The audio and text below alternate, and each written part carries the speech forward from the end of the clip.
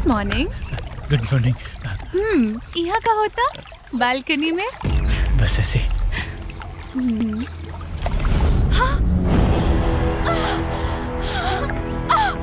अरे लड़की डूबा दिया।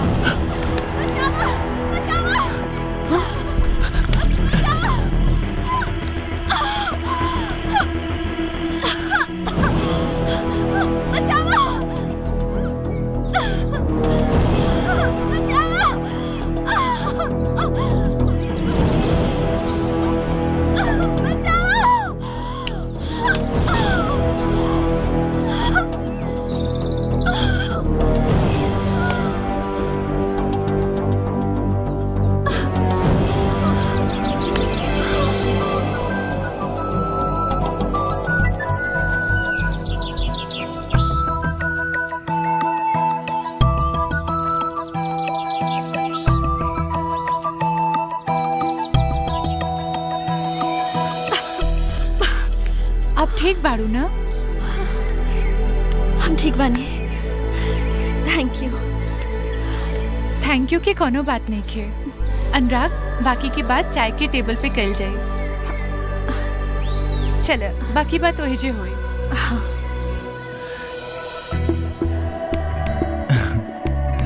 वैसे एक बात समझ में नहीं आई, जब रहुआ तेरे जाने नहीं तो अचानक डूबे कैसे लगनी? अचानक हमरा के चक्कर आ गेल रहे। चक्कर? तोहार तबीयत तो ठीक बा? वो दरअसल अब देखी, अगर कोनो पर्सनल बात होके तो ना वो दरअसल हमरा के कैंसर बा। कैंसर? कैंसर?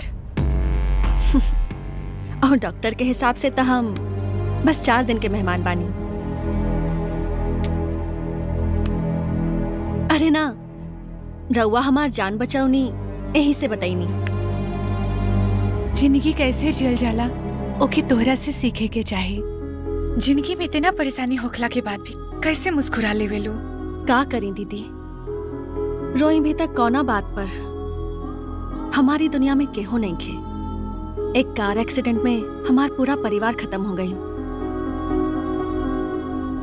हमार आधा जिंदगी तो उहे खत्म हो गई। अब बस एक ही इच्छा बा, ये बचल 4 दिन की जिंदगी हंसत खेलत गुजार दी। शीतल, आज से तू अपना के अकेला मत समझिए। आज से तू हमने लोग के परिवार के हिस्सा बाड़ू, हमार छोट बहन जैसे। थैंक यू दीदी। आज हमार जन्मदिन पर रउआ हमरा के बहुत बड़ सौगात देले बानी। जन्मदिन? Wish you many many happy returns of the day. Thank you. Happy birthday. वैसे रउआ आज हमार जान ना बचौले रहती तो आज हमार जन्मदिन ना मरण दिन हो गए रहे। यही से हम चाहता नहीं कि हमार ई जन्मदिन रउआ लोगन के साथ मनाई। ठीक बा, बाकी एक शर्त, आज तो हर जन्मदिन की पार्टी हमने लोग की तरफ से। हाँ बिल्कुल। ठीक बा।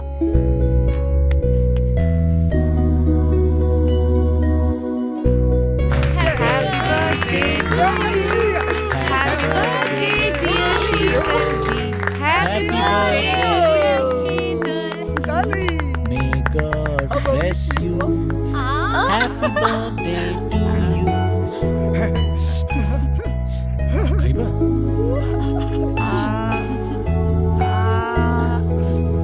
Thank you.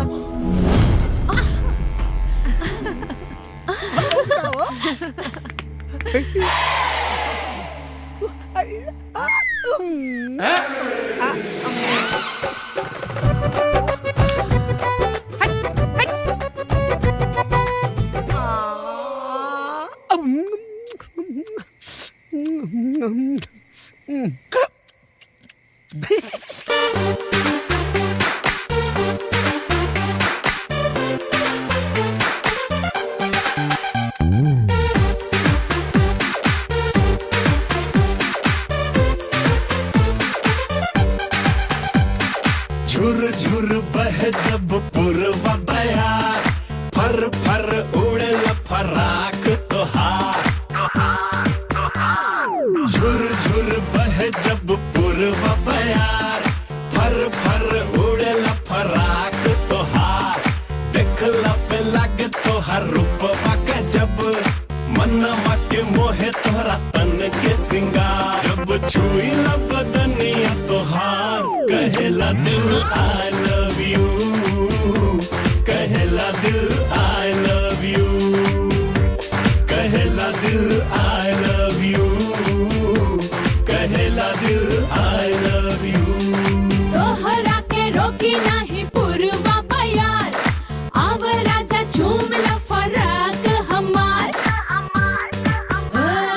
तोहरा के रोकी नाही पूर्वा बयार आव राजा झूम ला फराक हमार तोह बेरी झावर बाई रूपवा गजब तोहरे खातिर कैले बानी हम त सिंगार जब तोहरा से होला नैना चार तो कहेला दिल I love you कहेला दिल I love you कहेला दिल I love you कहेला दिल I love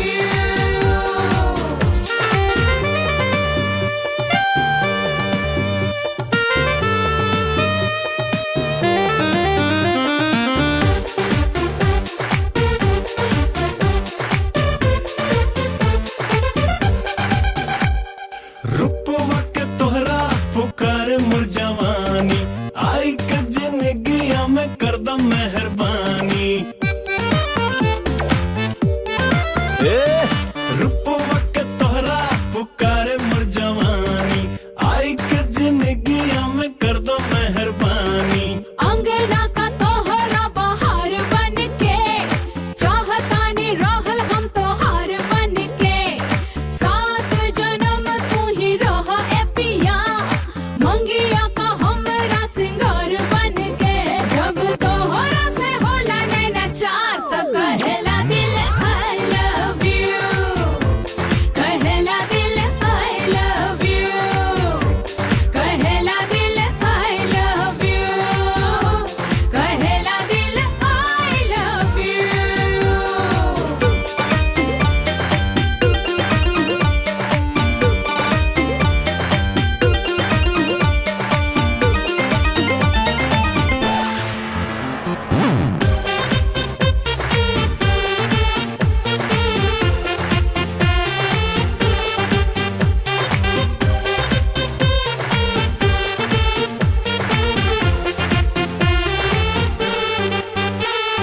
तोहरे ही संग चाही रहल दिन रे तोहरे बिना ना मिलेला दिल के चैन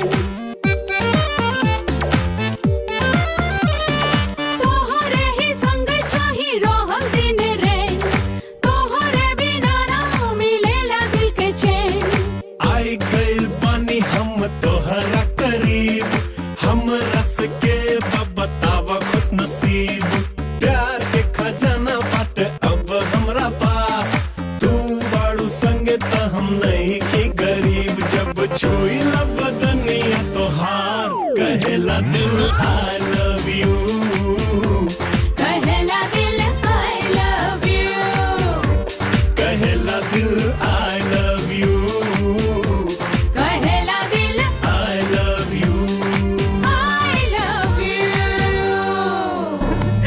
I love you. I love you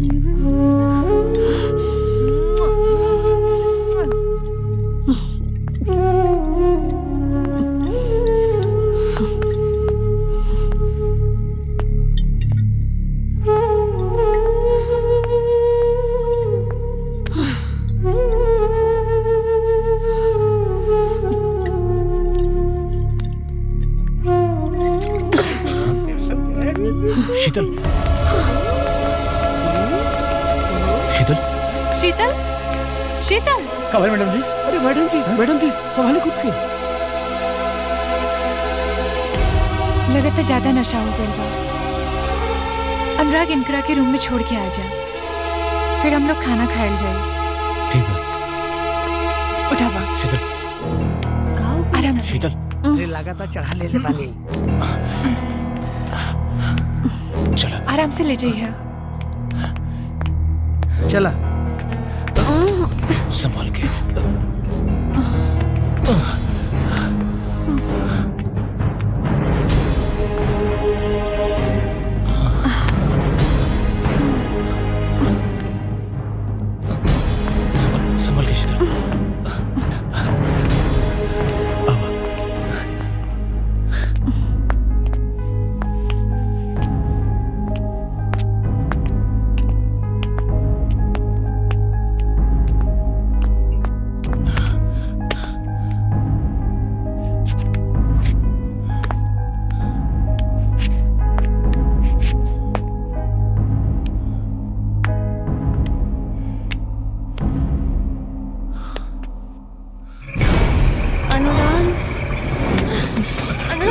चल I love you, अनुराग.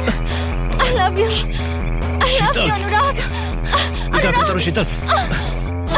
कुछ गलत नहीं किया अनुराग. ये तो प्रेम बा. तो आत्मा के मिलन. छोड़ो हमके. Anurag.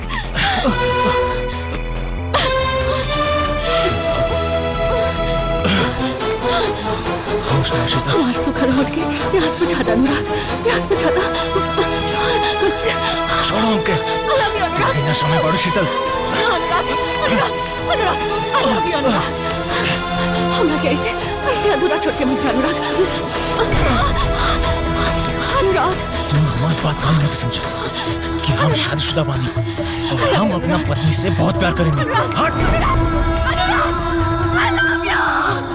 I love you, Anurag. Anurag. Anurag. हमरा के ऐसे अधूरा छोड़ के मत जा अनुराग. अनुराग.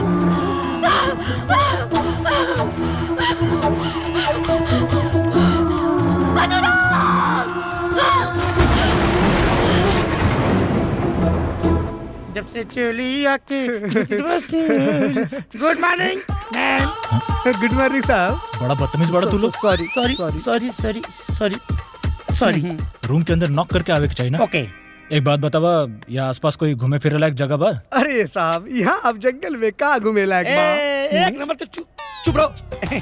यहाँ बहुत बड़ा म्यूजियम बा तेल लगा के. जोन में राजा के समय के बहुत पुरान सामान रखल बा. वहाँ तेल लगा के जैसे तीर धनुष तलवार बर्छी पुरान कपड़ा साया साड़ी ठीक बा, ठीक बा, ठीक बा. अरे वाह, हमरा के तो देखे के बा. चलो ना. अरे अब चला. बड़ा दिमाग लगा ला लाई छुट्टा. तू तो यहाँ बस करा. चला. चल चल. एकदम सुंदर हुआ. छुट्टा. अनुराग, हमने चलल जाए, साथ में शीतल के भी ले चलल जाए. अरे यार तू हमेशा शीतल के बीच में काहे ले आवल? हमने यहाँ हनीमून मनावे आइल बनी जा. हनीमून मनावल जा. हाँ? अच्छा राजा जी. अब चलो ना जल्दी. हमर करे जा.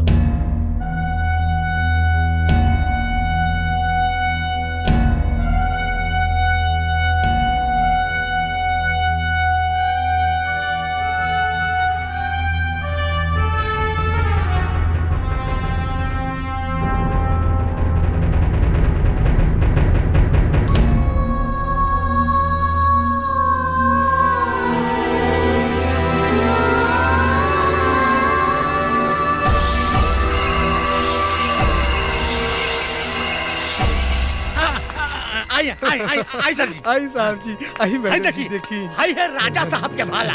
यही भाला से राजा साहब 61,6263 दुश्मन के गटाई काट दे रहे हैं. हमार दादा ऐसे ना भाला से दांत खुदत रहे. अरे फेंकू पाड़े अब बस करा. हई तोहर बहू बताइए घोड़िया के बारे में. ये देखी ये राजा साहब का घोड़ी है. यही घोड़ी पर राजा साहब बैठ के तुबड़क तुबड़क तुबड़क तुबड़क. अरे चुप चुप चुप भाग जाई. आई यार ए पर श्रृंगार प्रसाधन के सामान रखा था. ये हाय शीतल, तू यहाँ. हाय दीदी. बस वो घुंघरू देखा था. ये घुंघरू तू ऐसे देखा तारू जैसे कोनो नर्तकी के ना त्योहार है. अरे मैडम जी दुनिया का देखता नहीं. आई यहाँ आई आई देखी. अरे घर मटका. राजा साहब का तलवार. ऐसे हमारे दादा नाखून काटते रहे.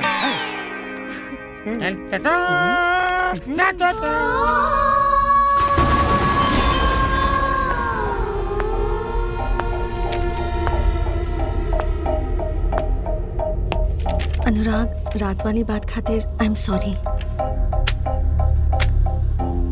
अनुराग, तोहके देख के हमके प्यार हो गई. और प्यार कईल कोनो गुनाह त ना होला. हाथ छोड़ा मार. देखा अनुराग, हम माना तानी सबके प्यार के मुकाम हासिल ना होला. हमके तो तोहार बस एक दिन के साथ चाहिए. एक दिन के साथ तक हम तो के एक पल ना दे सकिला और अपना हवस के मोहब्बत के नाम बता.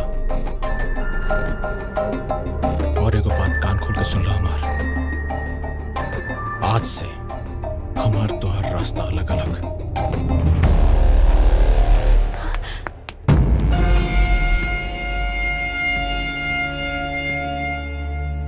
वाह वाह वाह वाह वाह का शादी के संजोग बनल बा. मंगल खुद शुक्र के साथ बैठ के बात करताने। बृहस्पति अगुवाई और शनिचर वर बतावताने। अब सुना तुहार होके वाले वर के का लक्षण होकी। ओकर नु एकदम हमरे नियन छोट छोट मोच होई। मोच एक हफ्ता में हमार बिरप्पन जैसा मोच गई। ओकर छोड़ा, अब ही आवे में टाइम लगी। ओरिजिनल पे ध्यान दा। अब अपने वर के दूसरा लक्षण सुना। एकदम हट्टा कट्टा हमारे नियन पहलवान होई। पहलवान हम हो दिखाओ थी बॉडी। एक्सक्यूज मी, हम हो पहलवान है। अरे ओकर छोड़ा, जड़हरी के रोटी खाई के फुटा नानियल फूलल हो। काल पचक जाए। ओरिजिनल पे ध्यान दा, ओरिजिनल पे। अब अपने वर के तीसरा लक्षण सुना।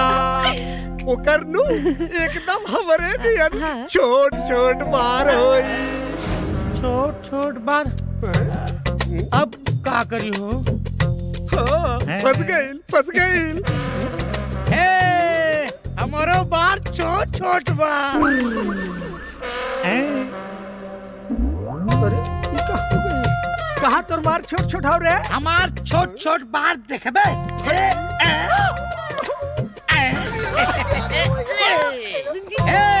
आई एम परफेक्ट भटार फॉर यू।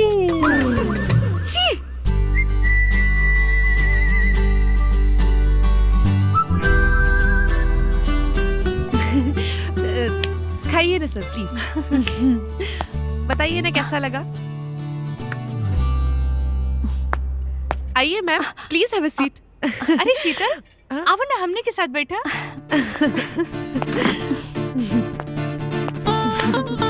का खाइबू? यह सेम ले आई। यहाँ के खाना बहुत अच्छा बा। चलो जाइए। और आवा रवा खाई ना। आवेदन ना साथ में खाइल जाइए।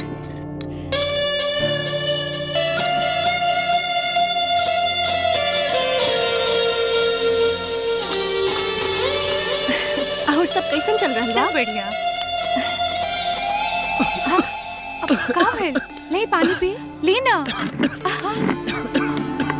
हम मामा तानी।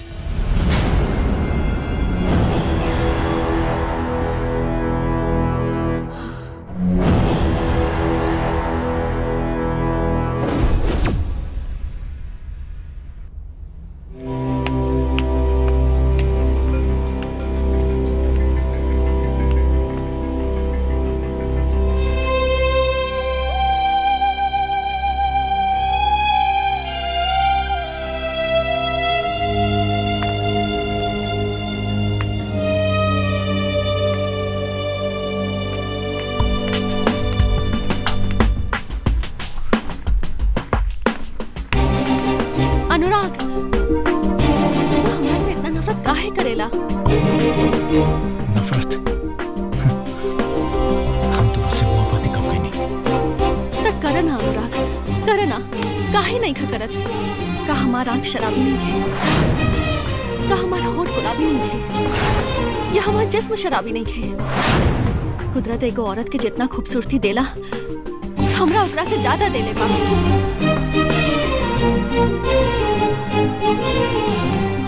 एक औरत के सिर्फ ऊपर से ना, भीतर से भी खूबसूरत होके के चाहिए। हम भीतर से भी उतना ही खूबसूरत बनी अनुराग। बस एक बार अपने जिस्म की आग हमने सांस में उतार के देखा अनुराग।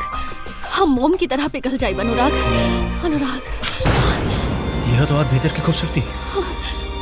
याद रखिए, मोम पिघलेला लेकिन फौलाद ना। और हमारी इरादा फौलाद कहा। ऐसा मत कहा अनुराग, ऐसा मत कहा। हम तोरा से बहुत प्यार करेनी। अब हमारी जिंदगी में दिन ही कितना बचल बा। ओ में से बस एक रात चाहता नहीं अनुराग, बस एक रात। अपन आगोश में बस एक रात गुजारे के देदा अनुराग। अब बस एक ही रास्ता बा अनुराग। या अपन एक रात देके हमरा के जिंदगी देदा, या अपन हाथ से मौत। हम तोरा के ना जिंदगी दे सकेला ना मौत। अगर कुछ दे सकेला तो बस सहानुभूति। अनुराग, हमरे जिस्म जान के तोहार सहानुभूति की जरूरत नहीं है। हमके तो तोहार प्यार चाहिए अनुराग, तोहार प्यार।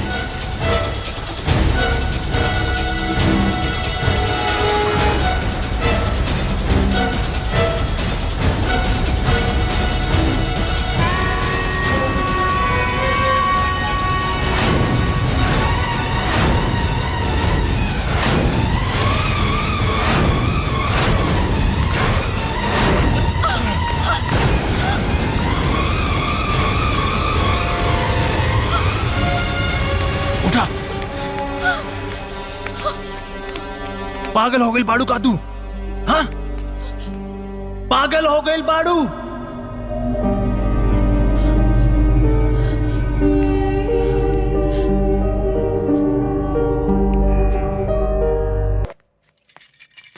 पियवा से पहले हम अरे मैडम जी।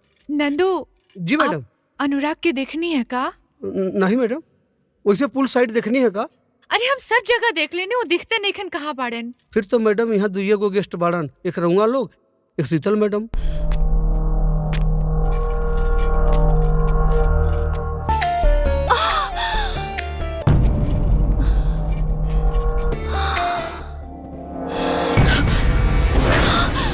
काजल,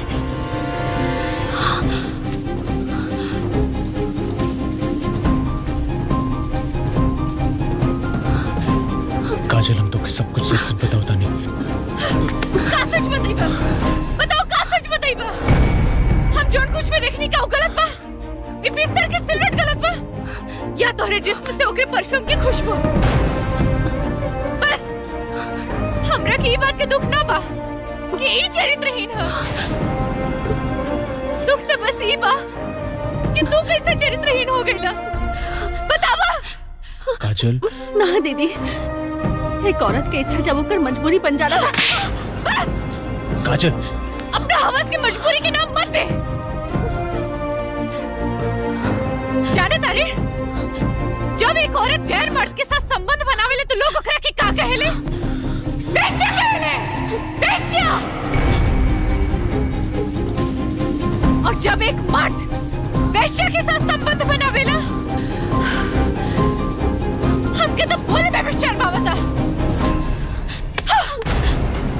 काजल, हमारी बात सुनो काजल।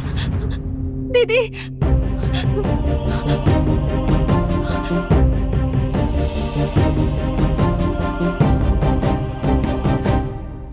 हम मानता नहीं हमारा से गुनाह भइल बा, बाकी रेखा पीछे हमार काम मजबूरी रही जानल बहुत जरूरी बा। ओकरी बात तो के जौन फैसला लेवे के किला, हमके जौन सजा देवे के ओके दो।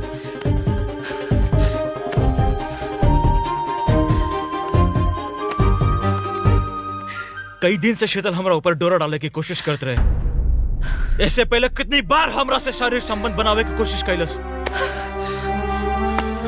लेकिन हम हमेशा मना कईनी। लेकिन एक दिन जब हम तोरा से बहुत प्यार करेनी, अब हमारी जिंदगी में दिन ही कितना बचल बा। और में से बस एक रात चाहता नहीं अनुराग, बस एक रात अपन आगोश में बस एक रात गुजारे के देदा अनुराग। अब बस एक ही रास्ता बा अनुराग, या अपन एक रात देके हमरा के जिंदगी देदा, या अपन हाथ से मौत। हम तो रखे ना जिंदगी दे सकेला ना मौत, अगर कुछ दे सकेला तो बस सहानुभूति। अनुराग, हमरे जिस्म जान के तोहार सहानुभूति की जरूरत नहीं है, हमके तो तोहार प्यार चाहिए अनुराग, तोहार प्यार।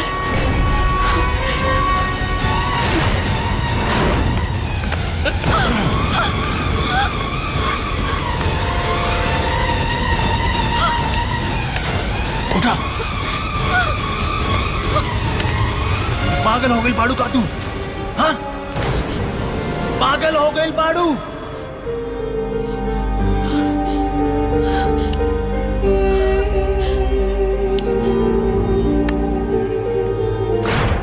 अगर अब भी तो के हमार गलती लागत हो गए तो बेशक हमके छोड़ के चल जा।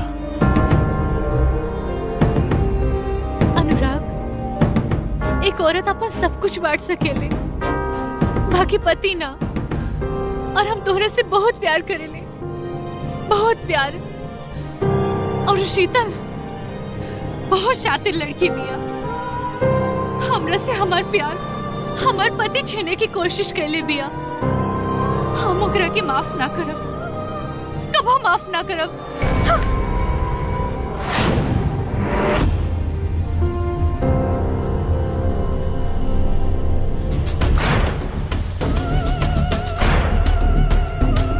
हमार छोट बहन जी। थैंक यू दीदी।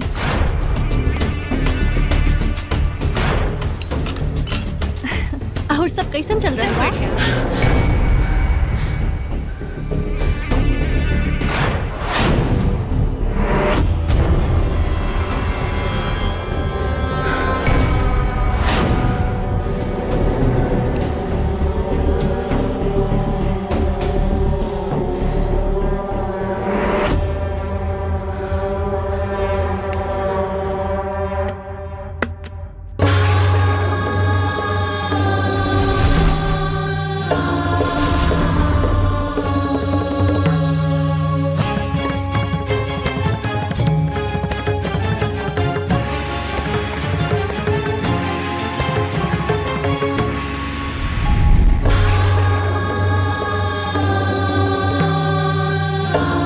जरूर आईबू।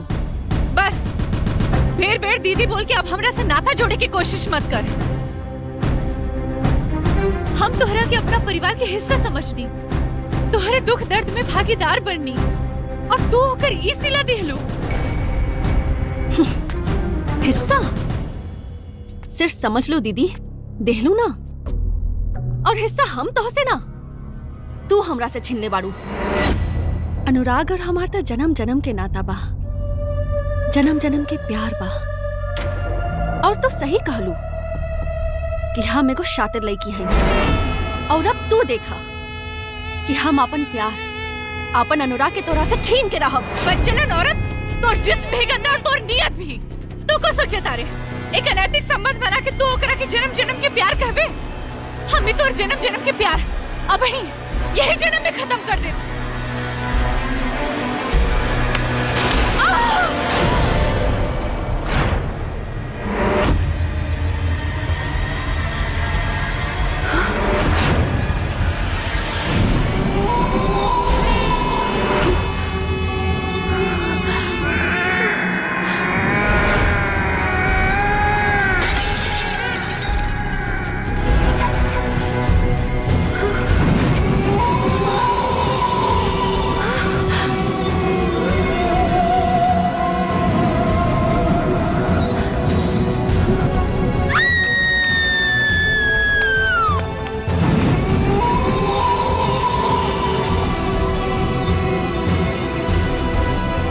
काजल देखा ना का हो गई काजल। दीदी के अचानक बात करत करत बेहोश हो गईली। दीदी दीदी दीदी काजल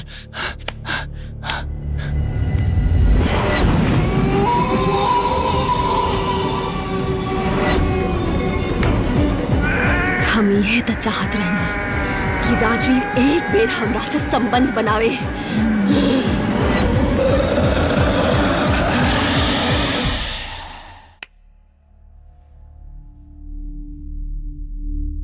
दीदी दीदी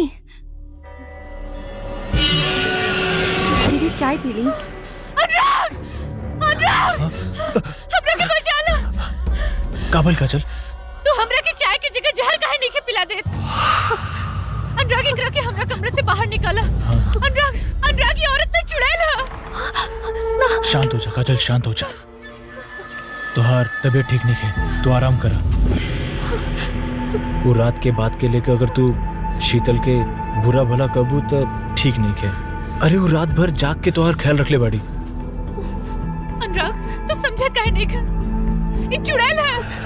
इतने खूबसूरत रूप के पीछे के भयानक और डरावना रूप हम देख ले बानी। हमारी बात माना। ये तोहरा के हमरा से छीन ली अनुराग। एकरा के ऐसा ना है दीदी, हम चुड़ैल ना हई। हम भी हाड़ मांस के इंसान हई। हमरा अंदर भी इंसानी लहू बा। तो के कोनो भरम भइल बा दीदी। विश्वास नहीं के तला हम अभी तोहार भरम दूर कर देतानी। शीतल शीतल शीतल ये का करता रू शीतल?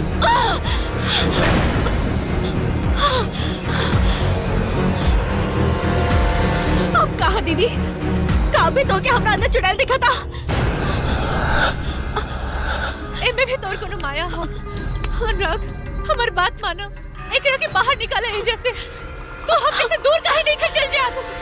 ठीक है तू शांत हो जा। एकरा के बाहर निकाला ना तो हम अपन जान दे दे। तू शांत हो जा शांत हो जा जय जैसे शांत हो जा। देखा इस समय काजल कुछ समय बाड़ी। तू अपना कमरा में जा प्लीज शीतल।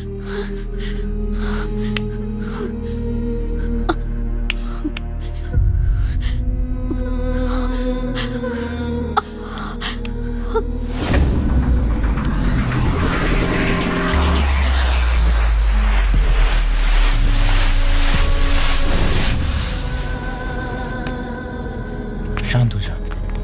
अब बताओ तू क्या चाहता है? अब हमें जा एक मिनट भी ना रुकल चाहता नहीं। चले है जैसे। ठीक बा तू आराम कर फिर चलल जाई। हम बैग पैक करते हैं ठीक है? आराम कर।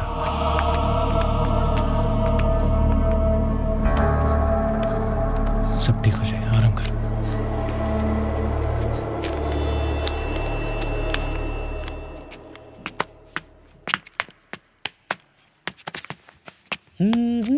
अरे अईबा है क्या उठाई तार बाबू हाथ फैलाव के तैयारी में लगा रहना। चल रख अंदर रख। बड़ा बड़ुआ बंद कर। छुट्टा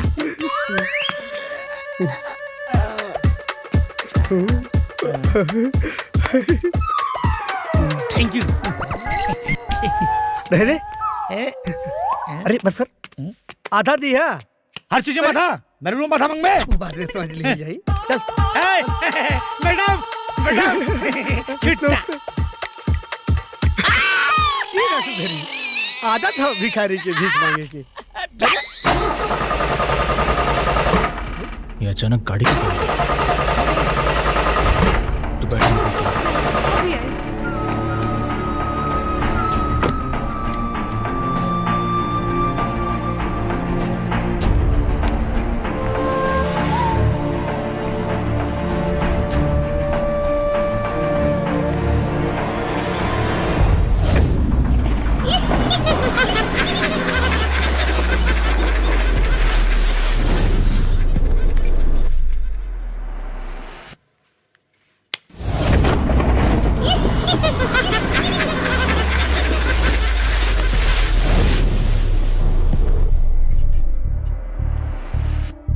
कुछ समझ में नहीं क्या हुआ था।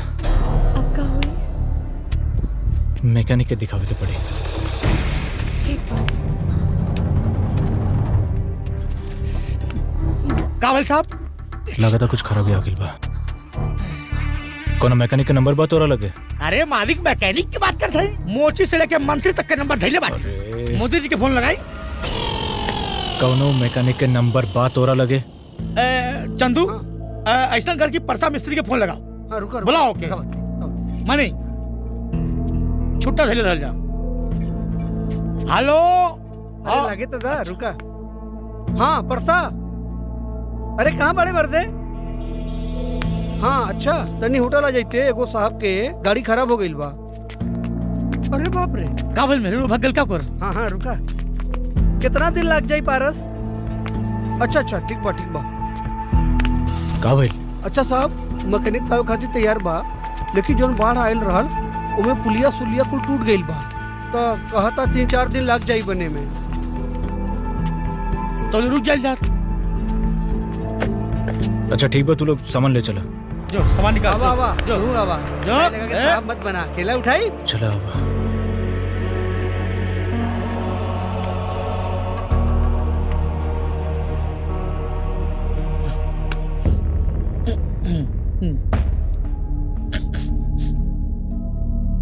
साहब साहब हाँ?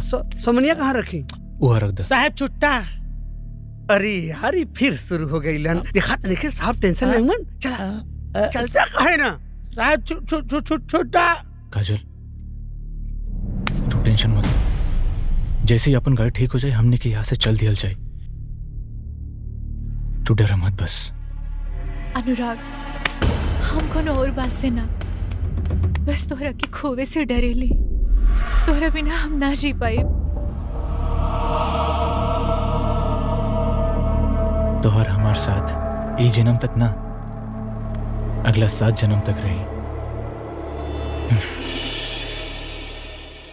मामा हो मामा, चूटी के झगड़ा छोड़ावा हो मामा।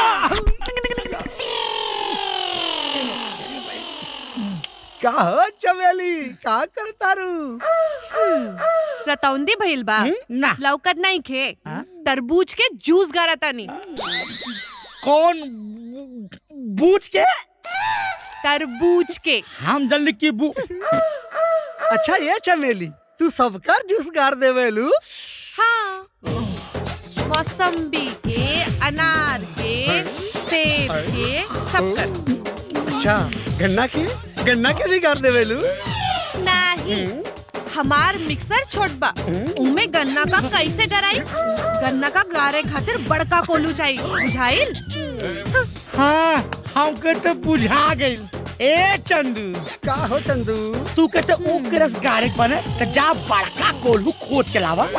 हमके तो हाजीपुरी केला का रस गारे बा। ई मैडम के मिक्सर में पिसा जाई, केला का छिलको से जूस निकल जाई। हेलो, तो हम दोनों का मतलब हम खूब समझतानी। अगर हमरे चक्कर में पड़बा जाना तो गराई ना पिसाई। चाहे पिसाई चाहे कुटाई, लेकिन रोज तुहराई में गराई। जूस तैयार बा, 309 नंबर में जाके पहुंचा दा। अरे छमक छल्लो। ले दोनों जाने कर इंतजार।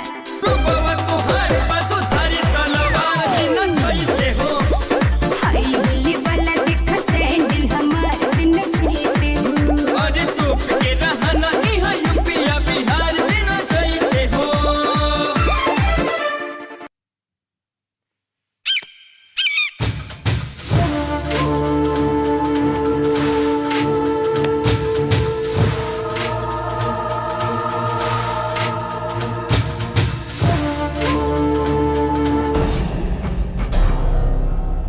राजवीर, राजवीर,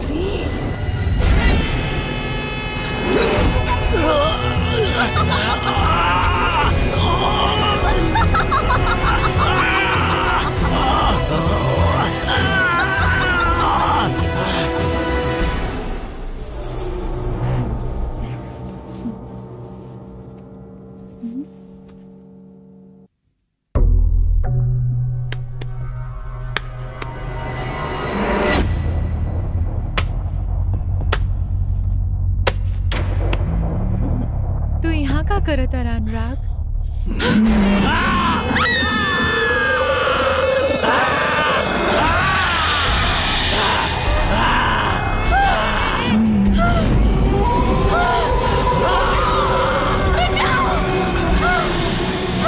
अनुराग!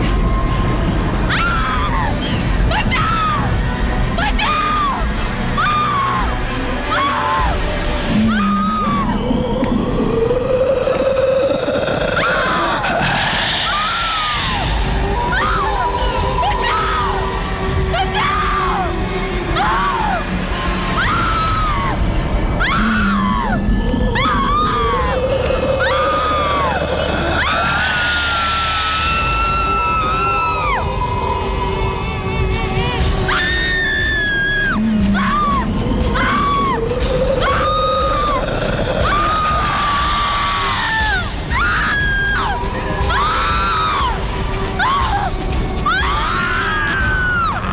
वो तेरा अनुराग नहीं है,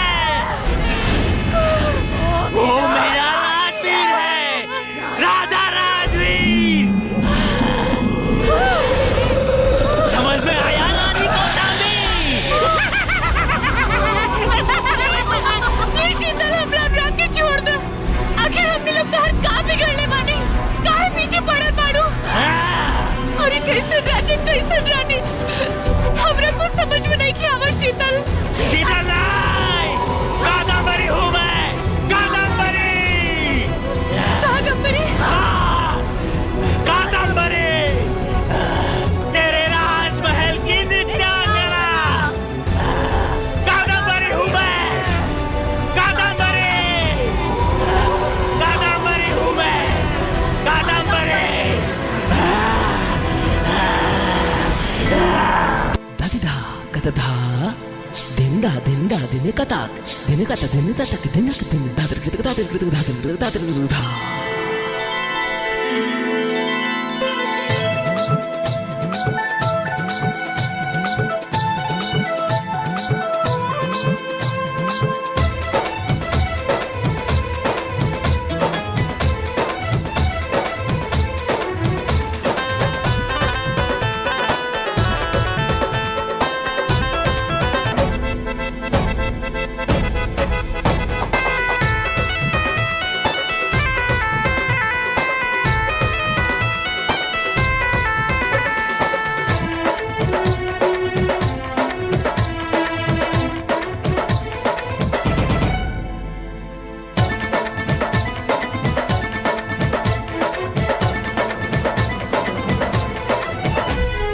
सोना जानी ना चाही ना ही हीरा मोती, मनवा के बूझी ना बात, ओ मोरे सावरिया। हाँ धड़कन के तार बोले, पल पल के प्यार बोले, बस में ना बाजबा चाहे का नजरिया। इहे आस लेके बानी कैसे बोली हम जो बानी, रोजे रोजे के सपना सजाई राजा जी, कैसे रहुआ के बताई राजा जी कि कितना ले प्यार करी ले, कि कितना ले प्यार करी ले।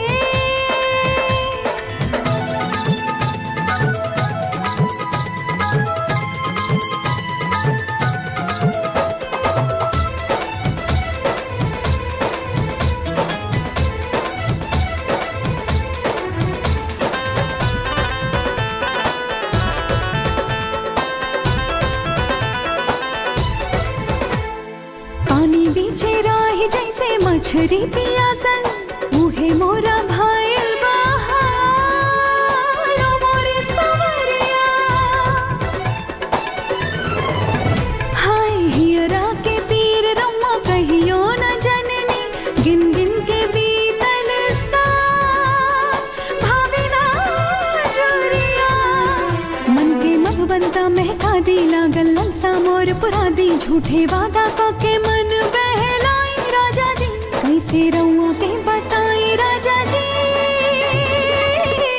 कि कितना ले प्यार करी ले, कि कितना ले प्यार करी ले।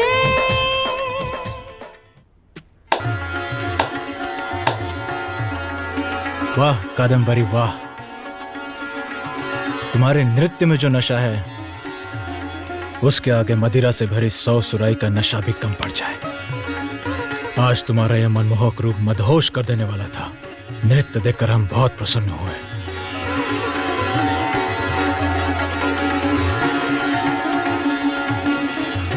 गुस्ताखी माफ हो महाराज, कादम्बरी के घुंघरू आज भी आपकी तारीफ के मोहताज हैं।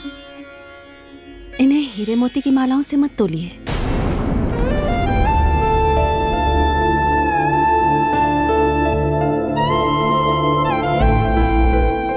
क्या बात है महाराज, आज आप इतने विचलित क्यों हैं? आज नृत्य दरबार में कादम्बरी ने फिर से हमारा उपहास किया। नृत्य से खुश होकर जब हमने उसे भेंट स्वरूप उपहार देना चाहा तो उसने अस्वीकार कर दिया। हम समझ नहीं पा रहे कि वो चाहती क्या है। इस प्रश्न का उत्तर आपको कादम्बरी ही दे सकती है, उसी से पूछिए।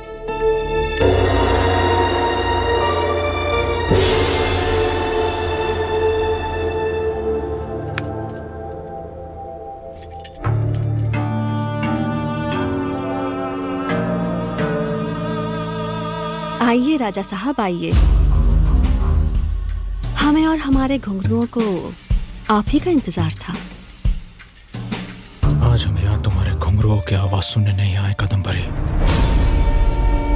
इरादे तो नेक है ना राजा साहब? कहीं कादम्बरी के जिस्म की गर्माहट की जरूरत तो नहीं होने लगी आपको? यह हम अपने प्रश्न का उत्तर लेने आए हैं। हम जब भी खुश होकर तुम्हें कोई उपहार देते हैं तुम उसे ठुकरा देती हो। अगर चाहती क्या हो तुम? मत पूछिए राजा साहब, अगर दिल की बात जुबान पर आ गई तो कयामत आ जाएगी। कयामत आती है तो आ जाए, पर आज हम ये जानकर रहेंगे कि तुम्हारी इच्छा क्या है। जिद ना करें राजा साहब, आप नहीं दे पाएंगे जो कादम्बरी को चाहिए। जबान संभाल के कादम्बरी, ऐसी कौन सी चीज है जो हम नहीं दे सकते? हीरे जवाहरात मोती, बोलो क्या चाहिए तुम्हें? हमें इस महल में पटरानी का स्थान चाहिए। कादम्बरी, चंद लम्हे बिस्तर पर साथ क्या बिताए, इसका मतलब ये नहीं कि तुम अपना स्थान भूल जाओ। कौशाम्बी की जगह कोई और नहीं ले सकता। जब तक कौशाम्बी जीवित है तब तक कोई पटरानी नहीं बन सकती। तुम क्या, स्वर्ग से कोई अप्सरा भी आ जाए तो उसका स्थान नहीं ले सकती। राजा साहब,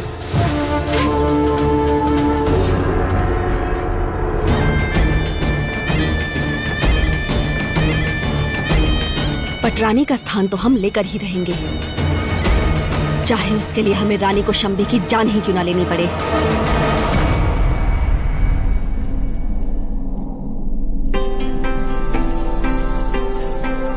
महाराज, आप हमसे कितना प्रेम करते हैं?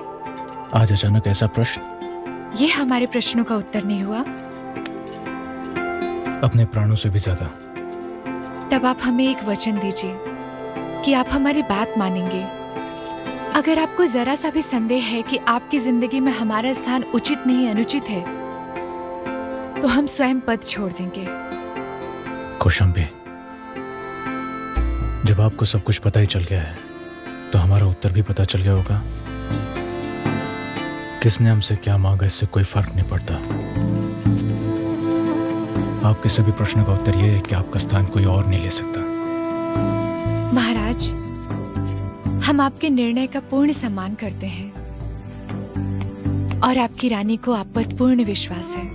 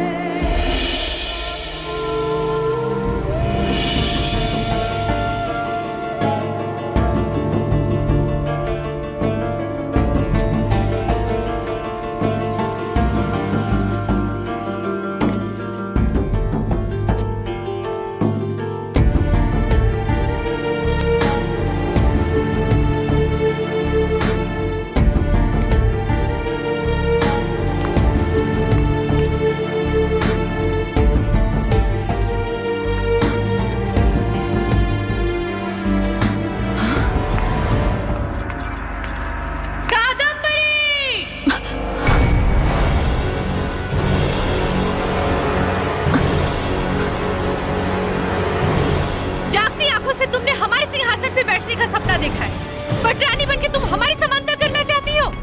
जानती हो इस गुस्ताखी की क्या सजा हो सकती है? बस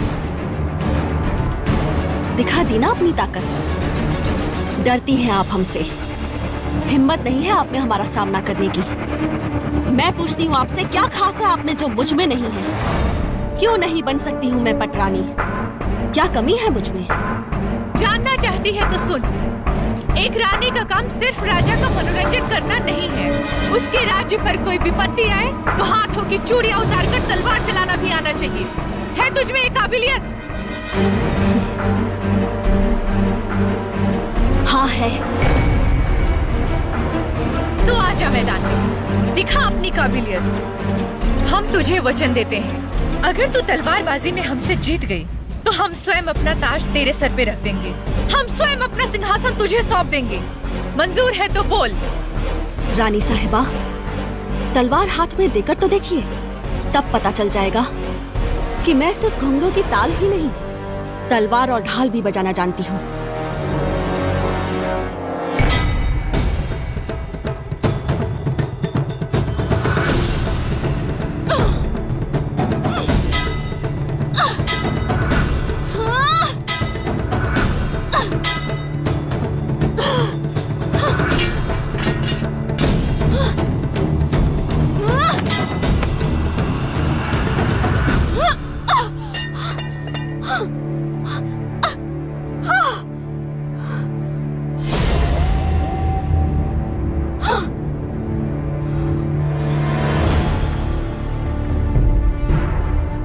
बता, तेरे साथ क्या सुलूक किया जाए? वही जो एक रानी अपनी प्रजा के साथ करती है।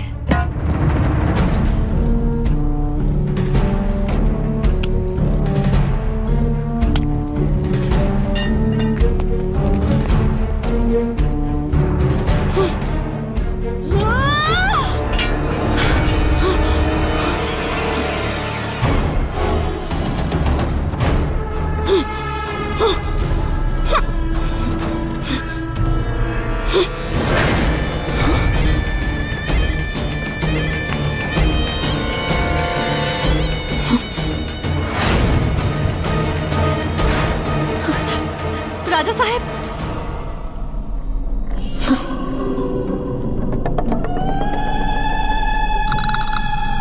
पटरानी तो हम बनकर रहेंगे, चाहे इसके लिए हमें रानी को शाम्बी की जान ही क्यों न लेनी पड़े।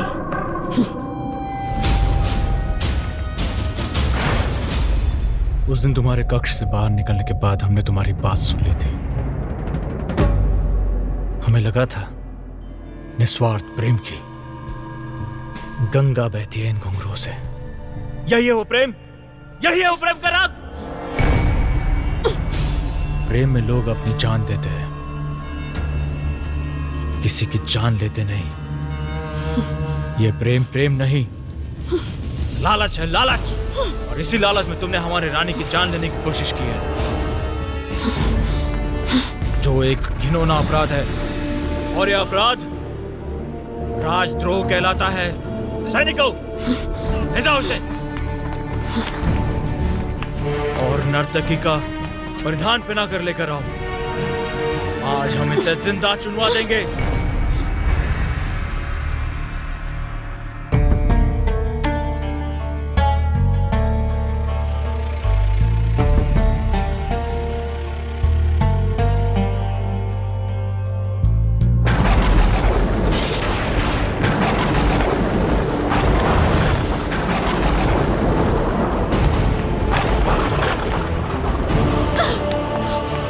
छोड़िए हमें।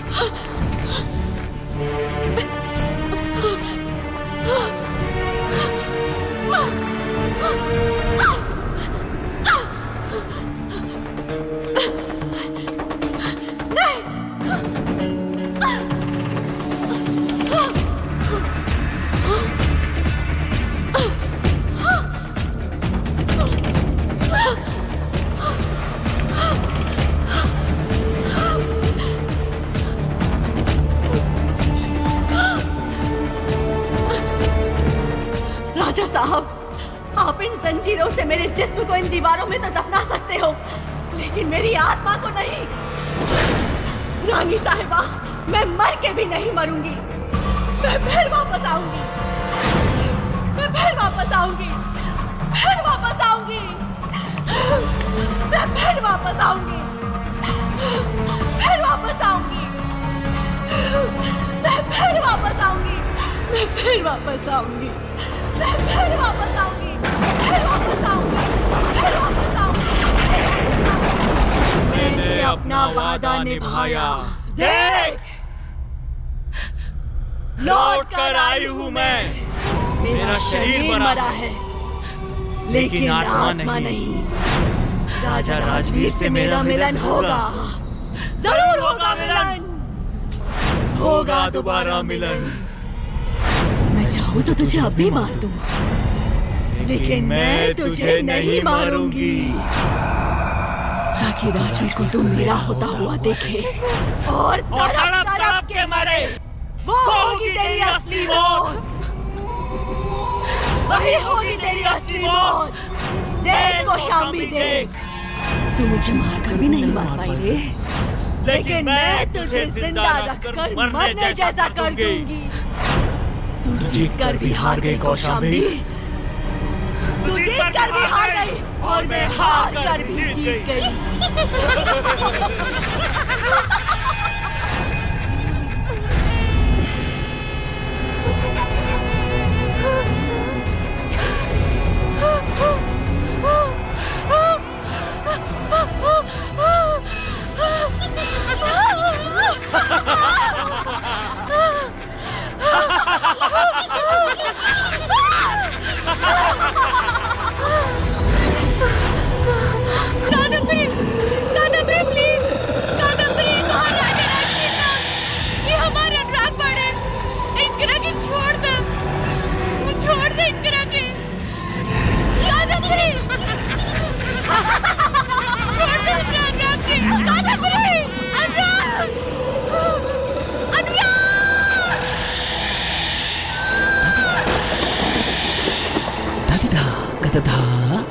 Dinda dinda dine katak dine kata dine tatak dine dine dader kritik dader kritik dader dader dader.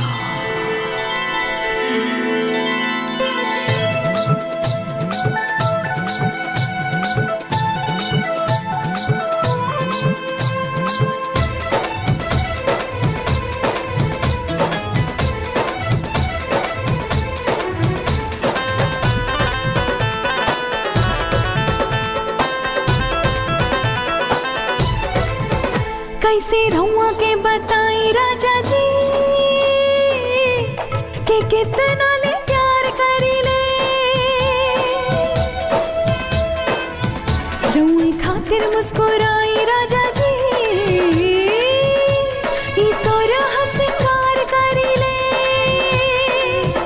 रहुए ना बेई जवानी मोरी सारी जिंदगानी, दिल जान हम रहुए पे लौटाई राजा जी। कैसे रहुआ के बताई राजा जी। साहब, ई का करता नहीं?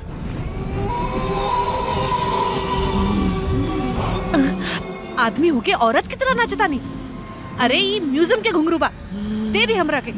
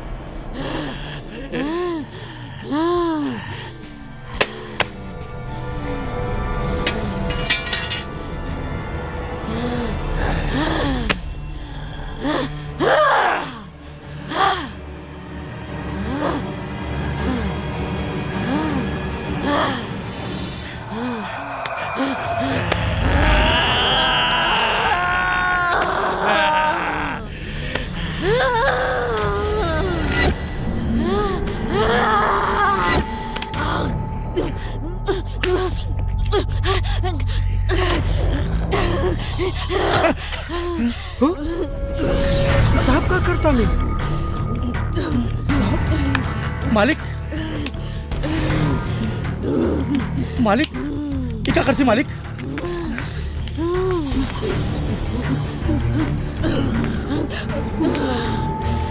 साहब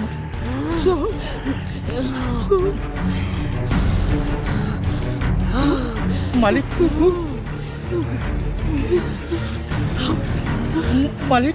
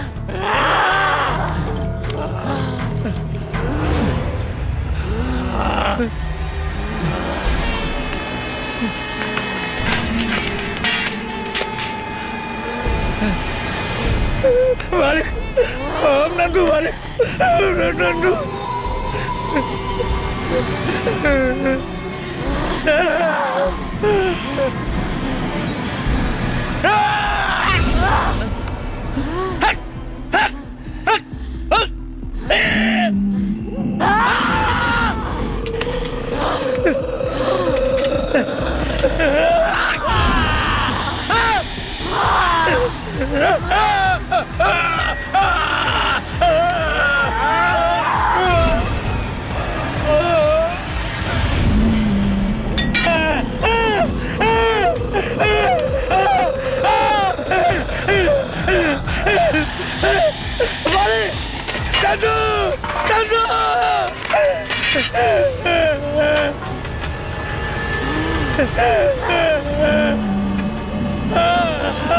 मालिक नंदू मालिक मालिक नंदू मालिक नंदू मालिक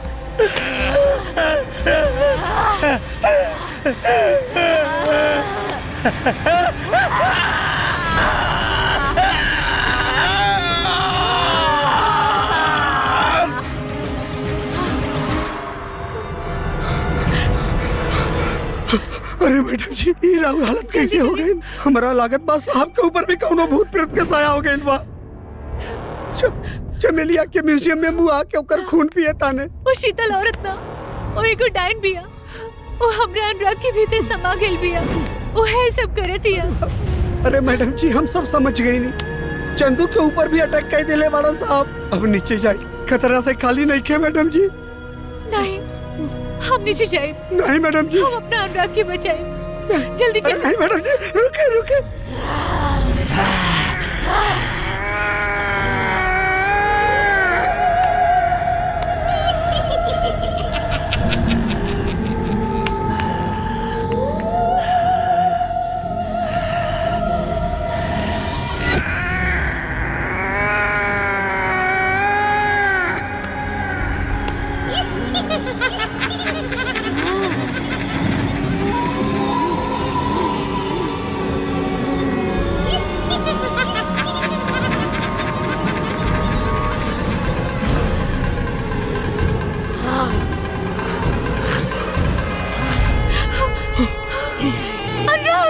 मैडम जी अरे मैडम जी छोड़ दिया ये क्या अपने कर के- चुप छोड़ हो दिया। जाइए शांत हो जाइए शांत हो जाइए अभी राहुल अनुराग नहीं खान राहुल अनुराग नहीं खान चमेली की हालत देखिए मैडम जी चली चली यहाँ से चली अपना अनुराग के पास जाए समझे का कोशिश काहे नहीं करत मैडम जी साहब के अंदर चुड़ैल समा गइल बा देखियो चमेली के बीमार देले बा चली यहाँ से चली चली मैडम जी चली सोरहो सिंगार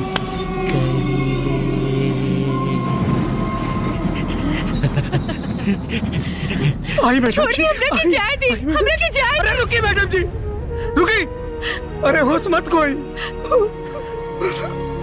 अरे राहुल पति से जिंदा बा हमारे भाई समान दोस्त मर गए तो हम क्या करी कैसे छुड़ाई वो चुड़ैल से अपना अनुराग के बताई।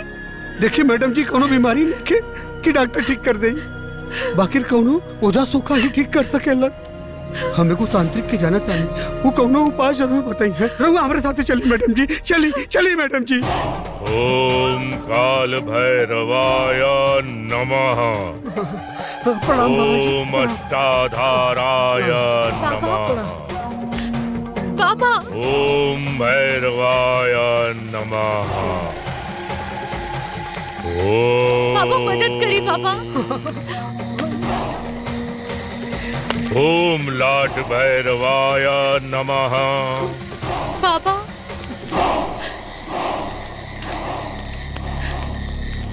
का कष्ट बच्चा? बाबा हमरे पति के शरीर में चुड़ैल समा गेल बिया। वो कह रहल बिया कि उनकरा से होकर पिछला जन्म के नाता बा। वो अपने आप की कादम्बरी और हमरा पति के राजवीर कह रहल बिया।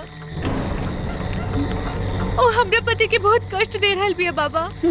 कुछ उपाय करी बाबा, कुछ उपाय करी। हमरा से हमरा पति के ई कष्ट नहीं खे देखल जात। हमरा पति के बचा ले बाबा।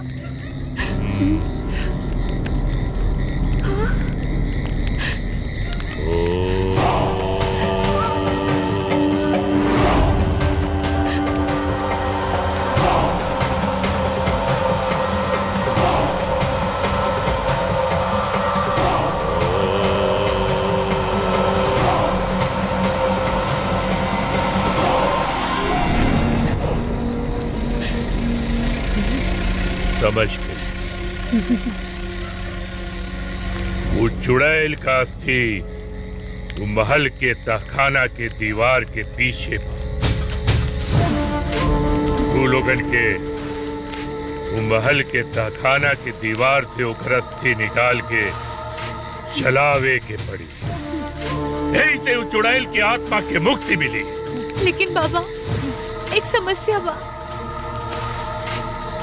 हमने लोगन के पुनर्जन्म है। हमने की कुछ भी नहीं खे याद कि तहखाना की कौन सी दीवार में होकर अस्थि बा। बाबा बताइए कि कैसे पहचानब?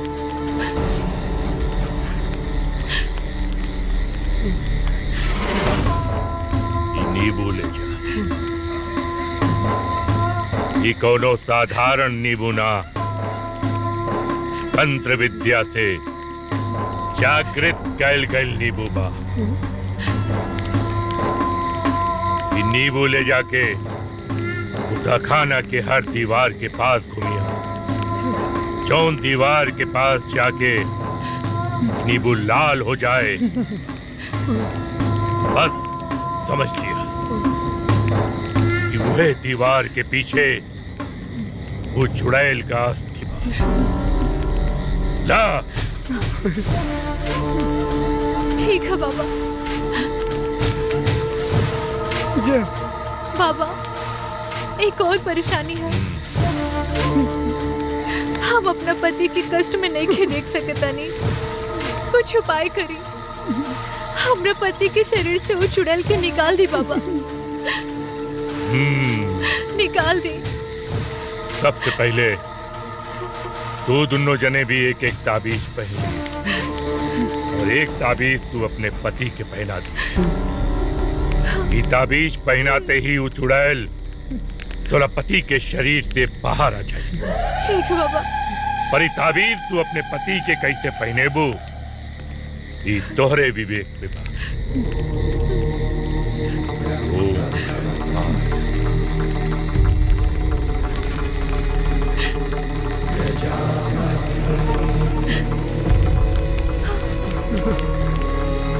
जय हो बाबा।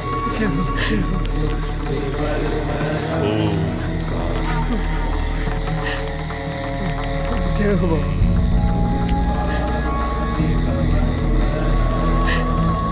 ये भभूत अपना पति के उत्तर दक्षिण लिटा के ये भभूत के ओकरा चारों तरफ छिड़क दिया। वो चुड़ैल फिर तोरे पति के शरीर में प्रवेश न कर पाए। ला लेकिन हाँ एक बात याद रखिया, ये सब कार्य ब्रह्म मुहूर्त के पहले हो जाए की चाहिए। ठीक है बाबा। अगर ब्रह्म मुहूर्त लग गई तो चुड़ैल की ताकत कई गुना बढ़ जाएगी। फिर तोरा पति के प्रेत लोक ले जाएगी और तोरे पास रह जाई खाली तोहरे पति का अमृत दे। जा जा जल्दी करा। ठीक है बाबा। तब तक हम ऊ चुड़ैल की कमजोर करे का कुछ उपाय करत है। जा। ओम भैरवाय। जय हो बाबा। ओम काल भैरवाय नमः। ओम व्योमकेशाय नमः। ओम अष्टाधाराय नमः। ओम नीलांजन प्रख्याय नमः। कादम्बरी हम हार गई नहीं तोरा से। तू सही कहत रहलो। ई राजा राजवीर बने हमार अनुराग ना। हम तो दोनों के प्यार की दुनिया से बहुत दूर चल जाए। बस एक बार इनकरा के गले लगा ले बेटा।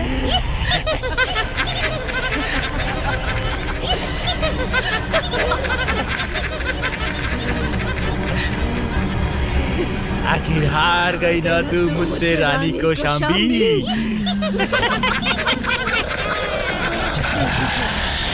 ठीक है, जीवन भर का साथ पाने के लिए एक पल का साथ छोड़ सकते हो।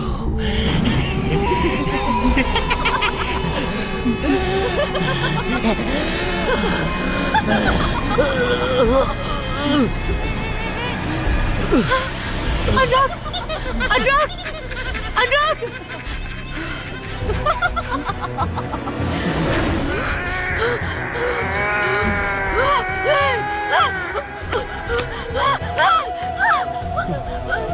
अनुराग,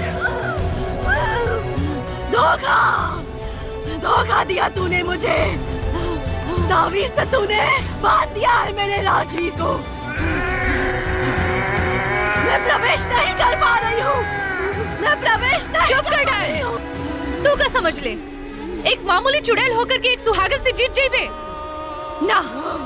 कब हो ना। हमरा सुहाग के हमरा से केहू न छीन सकेला। कब हो ना। आज रात अमावस की है। तेरे और तेरे पति के मिलन का आज आखिरी दिन है। राजवीर की आत्मा इस शरीर से निकलते ही मैं उसे अपने साथ ले जाऊंगी। अमावस की रात के बाद में तेरी जीत नहीं, तेरी हार ही होगी। तेरी हार। चुड़ैल, तू हमके का हरेबे, उससे पहले तू राख हो जाइबे।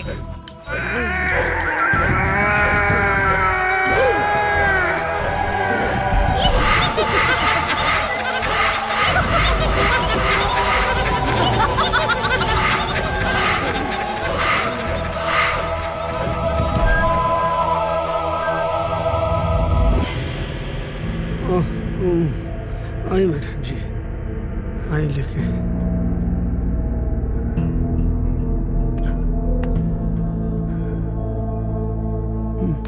मैडम जी, उत्तर दक्षिण दिशा में लटाई। सवार के। नंदू आराम से।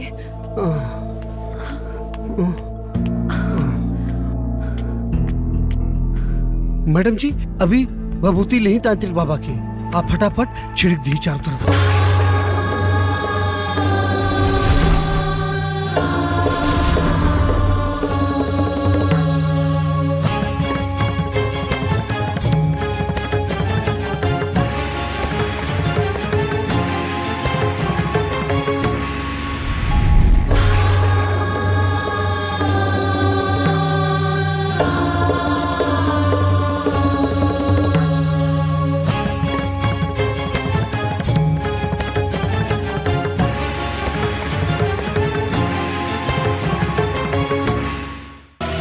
मैडम जी, साहब घेरा में एकदम सुरक्षित बाड़े।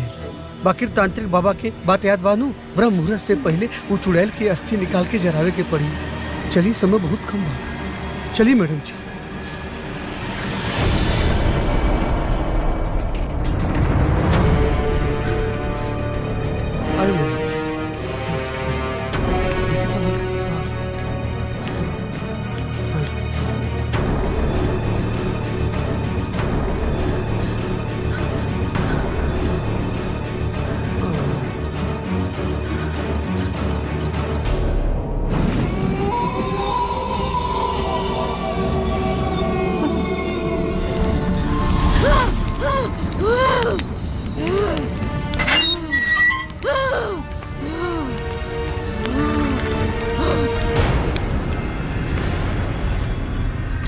मैडम जी थोड़ा उधर करी। हाँ हाँ हाँ, इधर ले हेने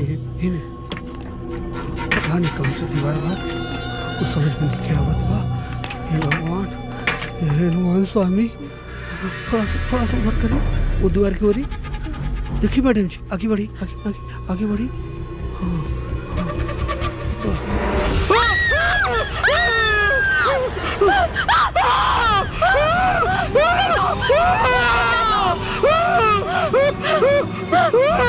नंदू कहाँ पड़े तू नंदू?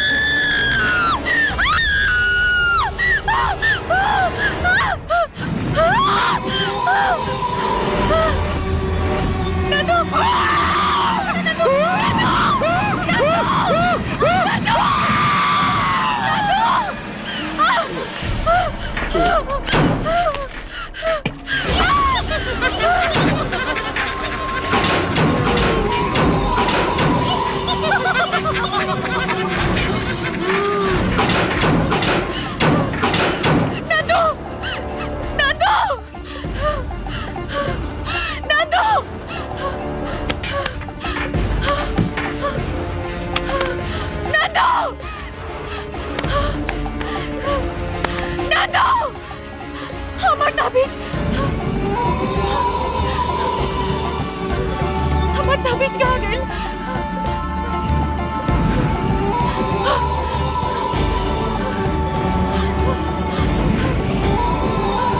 हमार ताबीज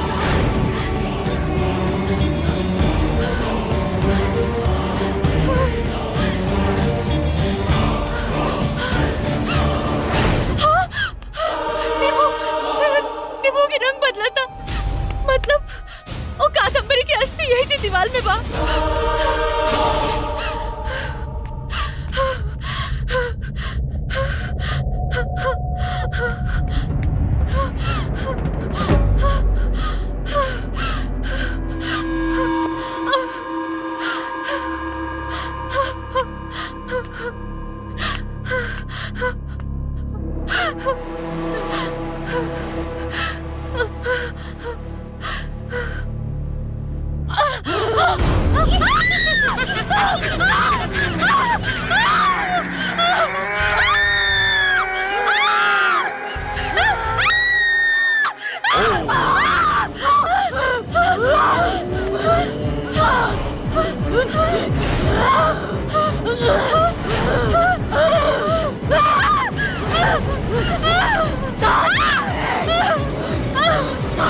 मुझे मरना होगा।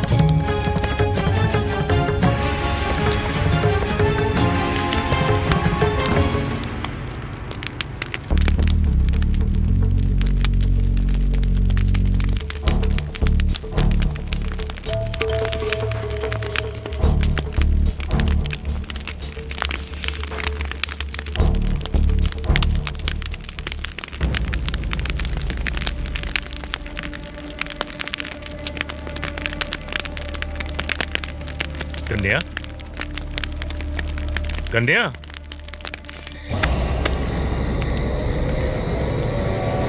के बाड़ू तू हो? कन्या,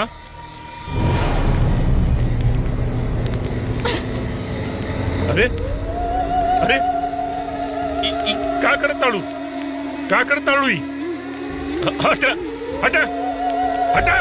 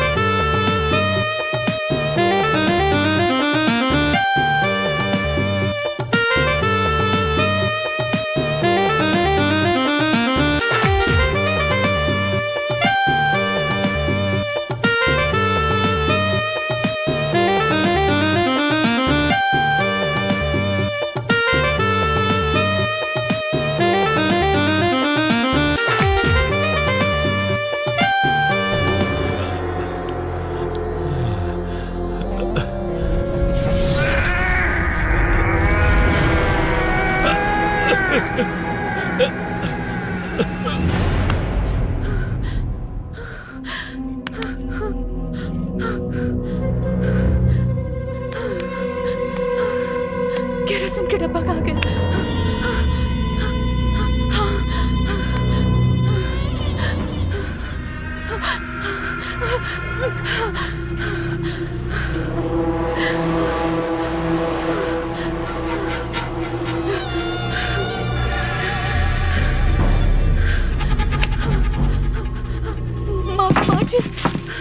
माचिस कहाँ बा? नंदू के पास में।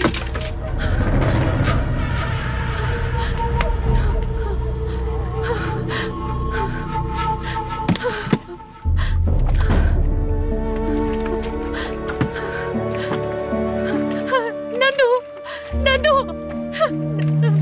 नंदू माचिस।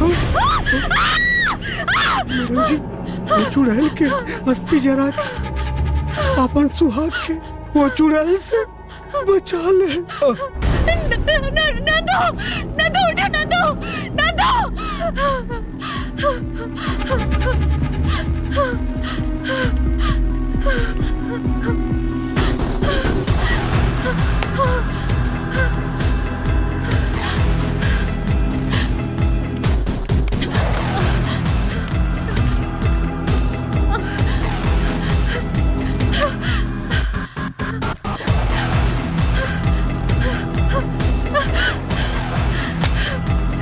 जरूरत कहने के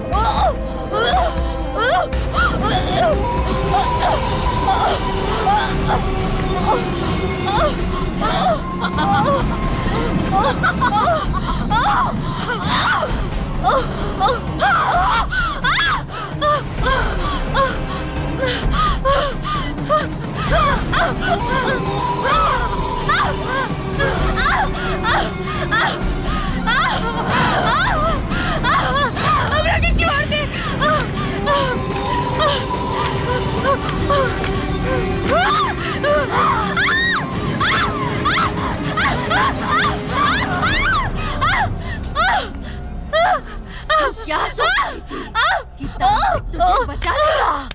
मार दिया मैंने उसे। इनके बीच कोई नहीं आ सकता। कि जब मैं राजवीर को ले जाऊं तब तू उसे मेरे साथ जाता हुआ देखे और तड़पे और वही दर्द महसूस करे जो मैंने किया था।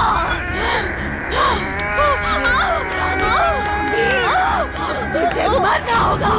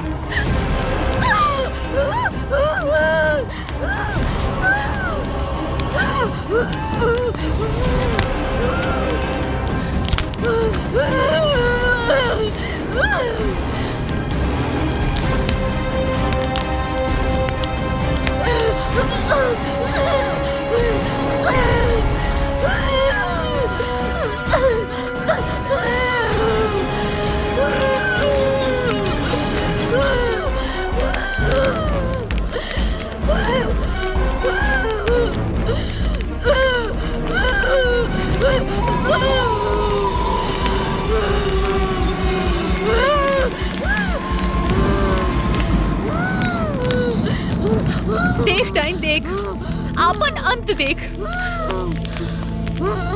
जब सावित्री यमराज से अपना पति के बचा सकेले तो तोहरा जैसे मामूली डायन की का औकात, तोहरे जैसे चुड़ैल से का हम अपन पति की रक्षा न कर सकेनी। देख अपन अंत।